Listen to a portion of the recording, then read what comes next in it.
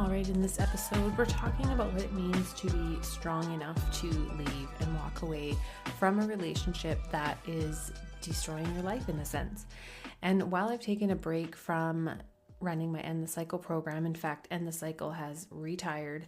However, it is still a program that I believe very much in the process of it because I ran so many women through it over the 6 years that I was facilitating it. And I have come back with a newer, more condensed 30-day Strong Enough to Leave bootcamp, which is part of my previous program, but there's some new elements added to it to kind of update some of the curriculum based on my experience with working with so many women in these relationships. And I have played around with different variances around the length I've ran it. I've ran it all the way up to 6 months.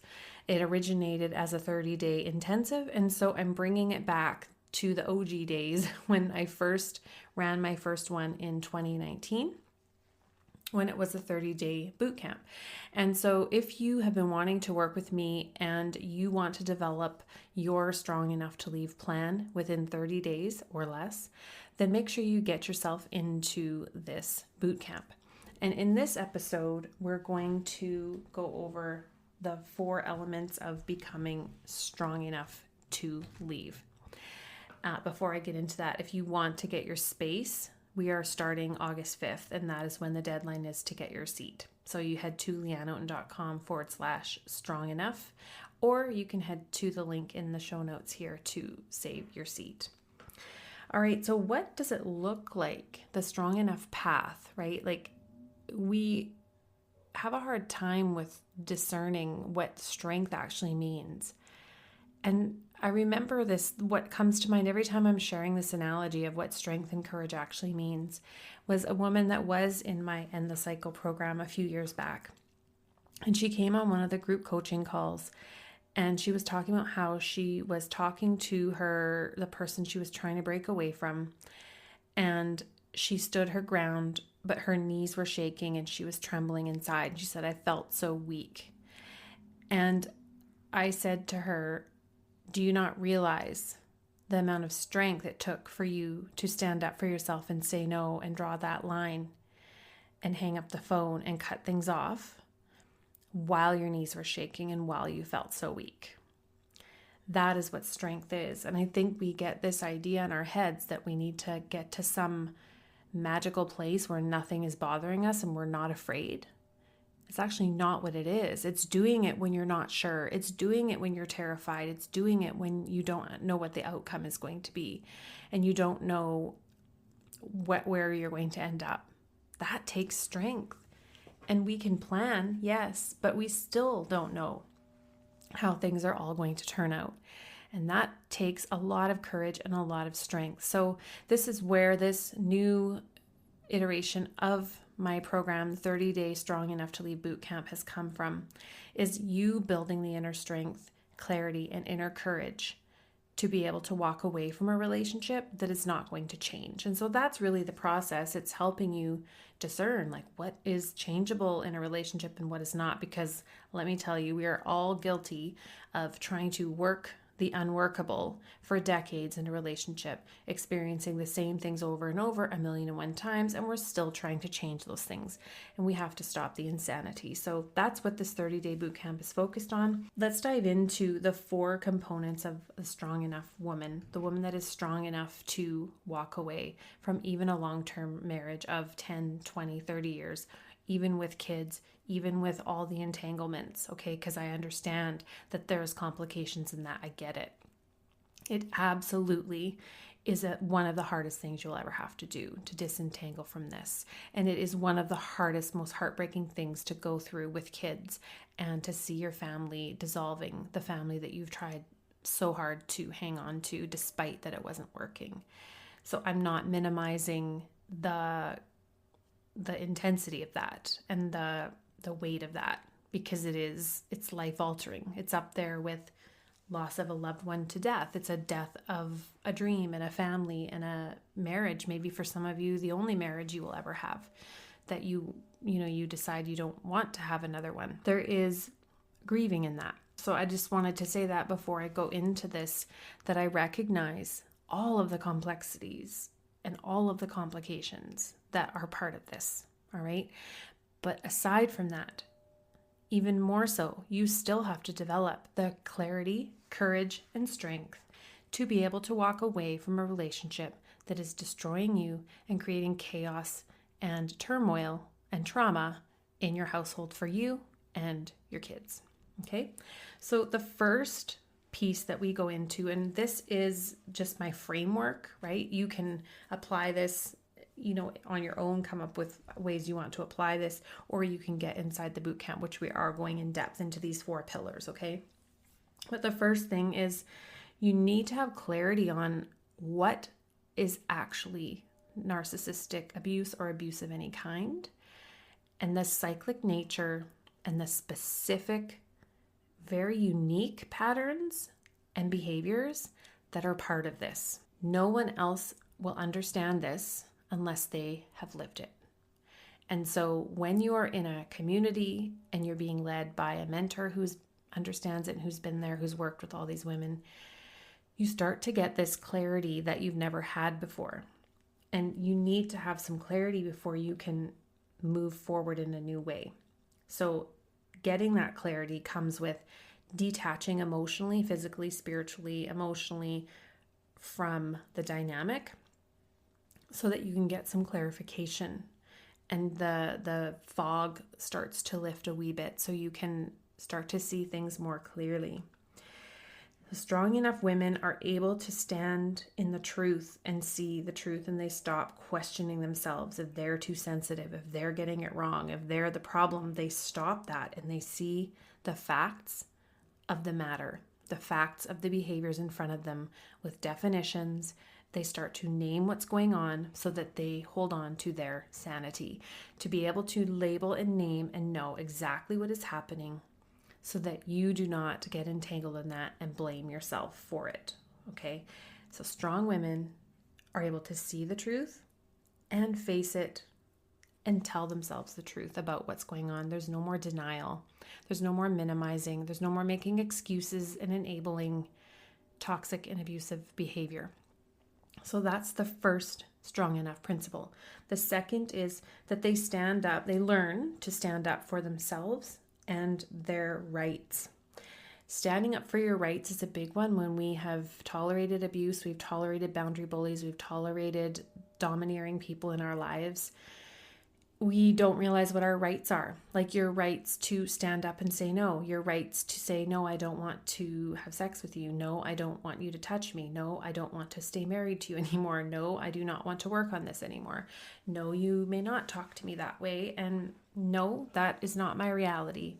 And your rights, not only, on a mental, emotional, physical level, but your rights as a woman, your rights as a mother, your rights legally, because when you're in these relationships, they are very good at twisting things so that you start to believe their reality and take on things of how it's going to go when you leave. So you really have to build that strength. And what I see with women, because I work with women also on the other side who have left, so I have that viewpoint as well, that even when they're out, they still have a hard time standing up for their rights with their ex when it comes to their kids.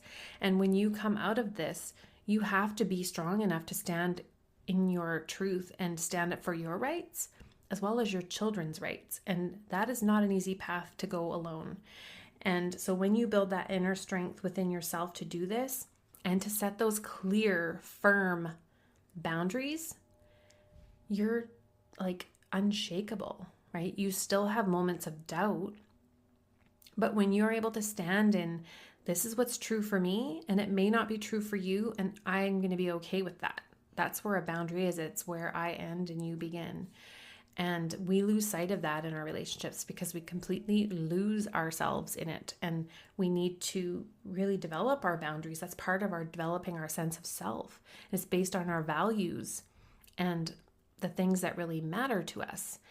And so we have to do that work. It's lifelong. This is not something you're going to figure out in a week, but you can certainly implement your boundary strategy plan and start looking at where you're not standing up for yourself, where you're not saying no. and how that impacts your children in the home when they see you doing that, and when their rights and boundaries are being betrayed by that partner, by your ex, or by their father. It's going to be on you to advocate for them. So this is a really big piece. So strong enough women stand up for themselves and their rights, and they set clear boundaries. And they also enforce them, by the way. You don't set a boundary just to let somebody walk all over it. That is the fastest way to end up having people that want to walk all over you. Everyone deserves to be connected. That's why Cox offers a range of high-speed internet plans that fit any budget. Stream, chat, and stay connected at an incredible price. It's fast, reliable internet for everyone. You're probably thinking, wait, what? But yeah, it's true. Learn more at cox.com/ACP. Non-transferable, one per household. Application and eligibility decisions are made by the FCC. Other restrictions apply. Number 3, they develop the knowing of what is normal versus destructive conflict in a relationship. And they come to realize the things that will not change in a relationship, and they can walk away. And then you take those steps and take that knowledge and take that new wisdom into the future of your dating life and relationships, because you need to know what is normal. We're taught all of this crap about relationships. That even that conflict and fighting, that's part of it. Saying nasty, mean things to each other, and someone sleeping on the couch every other night. No, that's not normal. The constant eggshell walking and bickering and just a nasty tone and an air of just constant tension and animosity and contempt, and it's awful. And the kids are living in that energy, right? And because this is likely something you experienced in your formative years, on a cellular level even, and perhaps your grandma experienced this, and her mom, like it can go really deep. It seems normal to you to have someone in your home that makes you clench your gut, that makes you walk on eggshells and feel on edge, to have someone that is overbearing, to have someone that's treating you like you're nuts, or someone that is minimizing your feelings and causing you to cry and feel awful. That's not the same thing as if a partner says or does something that does bother you, or they do inadvertently hurt your feelings. You process that and you figure out kind of, where is this coming from? Is this really about him?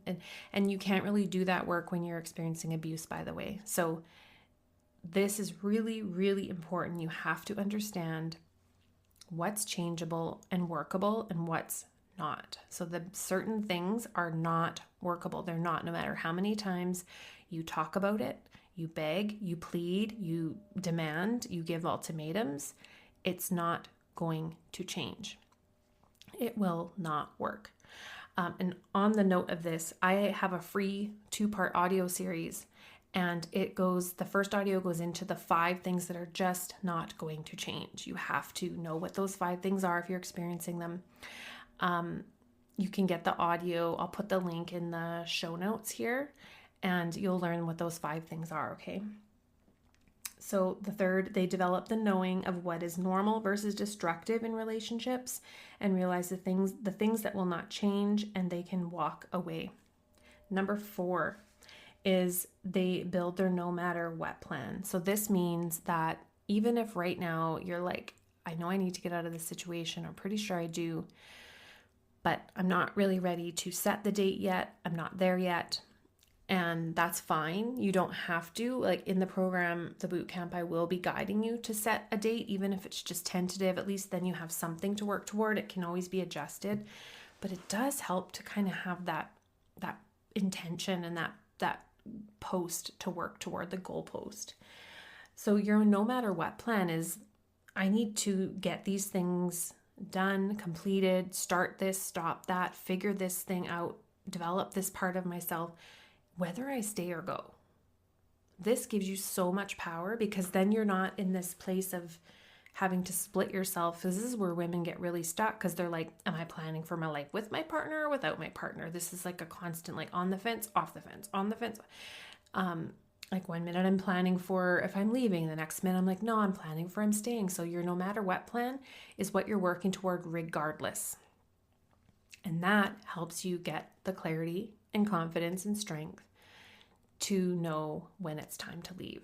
And part of that is you're working on a checklist that I provide that is all about what you need to be focusing on now so that you are prepared and you have that foundation, because the information that you have and the facts that you have and any preparation you've done behind the scenes helps you build that confidence and strength, because you know, I've done all these things.